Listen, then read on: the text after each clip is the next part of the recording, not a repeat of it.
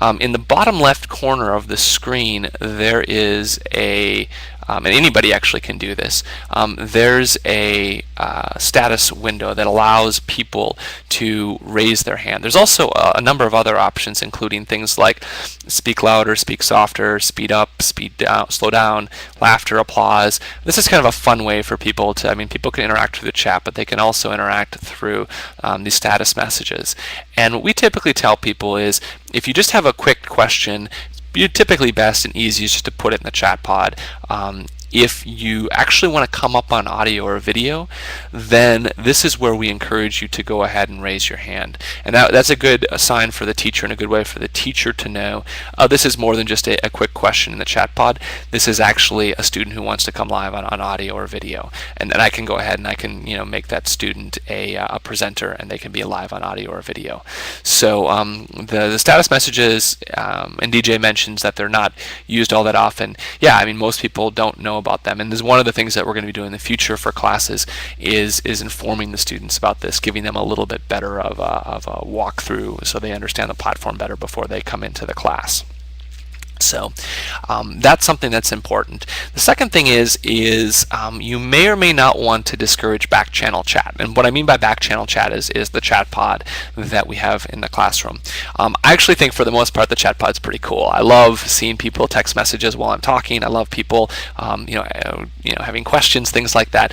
I don't have a big problem with it. For some people, it actually is very distracting, and it can definitely be very distracting if you have a very large class. So, like for instance, with Koichi's class, he had 65, 70 students in his class. You get a lot of people chatting back and forth, and it certainly can be distracting. Now, as a student, it really just all boils down to what you want to focus on. But if it becomes a problem for you as a teacher, takes you out of your rhythm, or if you find that students are getting distracted or paying more attention to the chat pod than they are to you, you certainly have the ability to to shut that down. And there's actually a way where you can kill off the chat pod.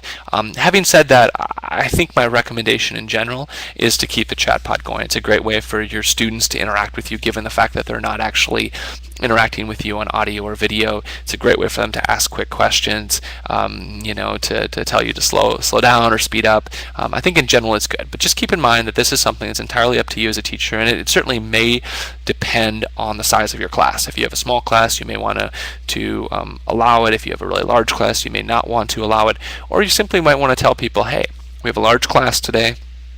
If you have a question, put it in the chat pod, but otherwise I'd prefer to not use the chat pod because it gets to be distracting.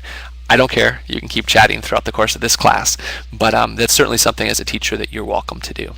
And then the third bullet point here is feel free to take questions, conversations offline. Oftentimes, and this is not really a tip that's specific to eduFire, this is just a tip that's specific to teaching in general, is you'll get a student who really wants to go down a path that maybe the rest of the students don't want to go down, or that's very complex, a line of questioning or some form of discussion. One of the things I think that's very important to have an effective class is to offer to take that line of questioning or that discussion offline and address it after the fact. Because if you get a class, especially a large class where you have 30, 40 students, and you kind of one student is monopolizing the time, that can basically produce a negative experience for the rest of the students. So questions are great. It's awesome when everyone's asking questions and they're kind of coming from a number of different areas. But if you find that one student is kind of monopolizing the conversation or going down a path, it may just be, hey, you know what, let's take that offline, let's set up a time to chat outside of this, or we can do things on email or messaging through eduFire. That's certainly something that you have the ability and should do. Tip number 9, quizzes and polls. This is a very seldom used feature of eduFire, but I think it's one of the coolest. This gives you the opportunity to actually quiz your students throughout the course of the class. Now, it's referred to as polls, but I think actually for the educational purpose, I think the best way to leverage this is actually through as more as a quiz than a poll. So what I'm going to do right now is I'm going to put something in the poll here, and what I want to do is have each of you attempt to answer, and I just realized as I look at this that the question that I was going to use is actually not a very good question. So at least it's a fine question. It's just not very good for this format. So I'm going to go ahead and put a question here, and I'm going to put in 5 answer choices. And the one thing about polls, and this is something that you're actually seeing me kind of screw this up on the fly, which is actually kind of good because maybe you'll remember it, is it's best with polls if you can set polls up ahead of time or quizzes up ahead of time, because if you're doing them on the fly, it definitely is something that takes a little bit of time and can take away from the class. So what you can do is you can actually have the poll ready to go, and then what you can do is you can hide the poll during the class, and you can only bring it out when you're ready for the students to take it. So one of the things that those of you who were in here earlier noticed was that with the music, I actually opened up some pods and uploaded some MP3 files and played music, and then I hid those pods later on. So those pods actually were just hidden behind my camera and voice pod. So this is going to be a little bit of I can't quite do this as well as I wanted to because of the fact that it doesn't allow underlining in the chat pod. But basically, this is a sentence correction question from the GMAT. It says carbon-14 dating reveals that the megalithic monuments in Brittany are nearly 2,000 years as old as any of their supposed Mediterranean predecessors.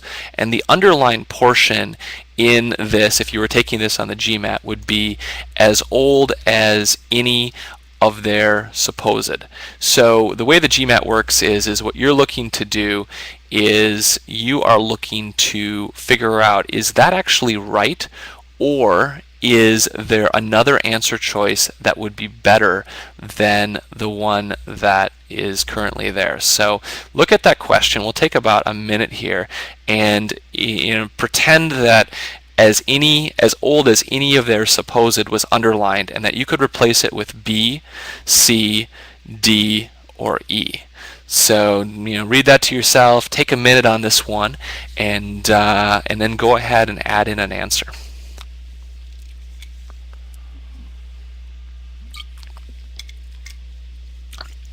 And the system also will allow you to change your answer up until the point of the teacher broadcasting the poll results or closing the poll. Yes, Ron, we should have definitely cued the Jeopardy theme music for this. I'll do that next time. That's a great idea. So go ahead. We've got 5 answers in so far. So there's a few of you who are abstaining. We've got 6. Don't worry if you don't get it right. I won't call you out. Now, there's a couple different ways, and feel free to continue to answer while I talk here. There's a couple of different ways you can approach this. One of the things you can do if you want to is I could at this point in time I could look to see, okay, we've got a few people who answered B and a few people who answered C and one of you answered A, and I could actually say, hey, can someone who answered B pop onto video or audio or just simply with text and explain why they chose B?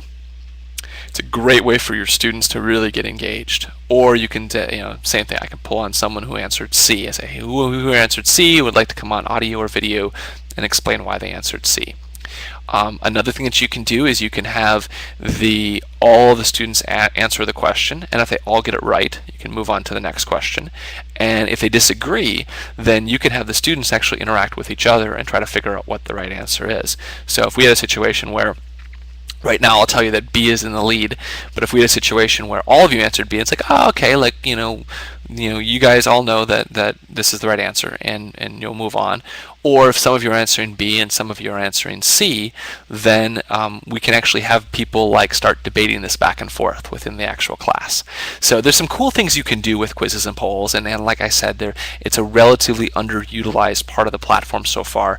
You find it in the pods menu. You just go down to new poll, but it's a great way to get interactivity in the class. So I'm going to go ahead and broadcast the results and close the poll. So now you can see that 63% of you, 5 of you who answered of the 8, had chosen B, and B indeed is the correct answer. So kudos to you who got it right. And so this is a great way to work with your students during the class, to test comprehension, to